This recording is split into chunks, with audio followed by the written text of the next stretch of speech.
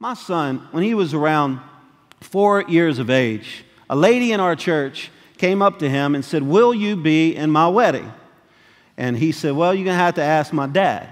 So Hunter came over to me. He said, "Dad, they want me to be in this wedding." And I said, "What do they want you to do, a ring bearer?" He said, "No, they want me to carry your Bible in and stand by you." And I said, "Well, if you want to do it, we could do that." He said, "Yeah, I want to do it." So it was rehearsal night on the Friday night. And my son aced it.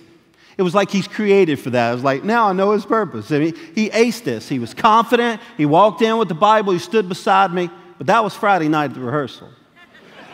Saturday at the wedding, it did not go so well. In fact, before the wedding, it went well at the wedding, but before the wedding, my son was intimidated, I could tell, because he wasn't as happy as he normally would be. And so I finally said, "Hunter, are you okay?" And he said, "Yeah, Dad, I'm okay, but I'm going to mess up the wedding." I said, "Son, you're not going to mess up this wedding." He said, "Yes, I am, Dad. I can't remember anything to do." And I said, "Well, do you want me to call them and tell them you don't want to do it? Because I'll do that." He said, "No, Dad, that'll really mess it up. They're counting on me." Now, he's only 4, so he wasn't quite that articulate, but you get the point. And so I said, "Son, do you want to do it?" He said, "Dad, I'll do it." I said, "Look, I can give you some confidence right now. At some point in the wedding, they're going to open up the doors in the back, and you'll be standing there. At that point, I'm going to be out front.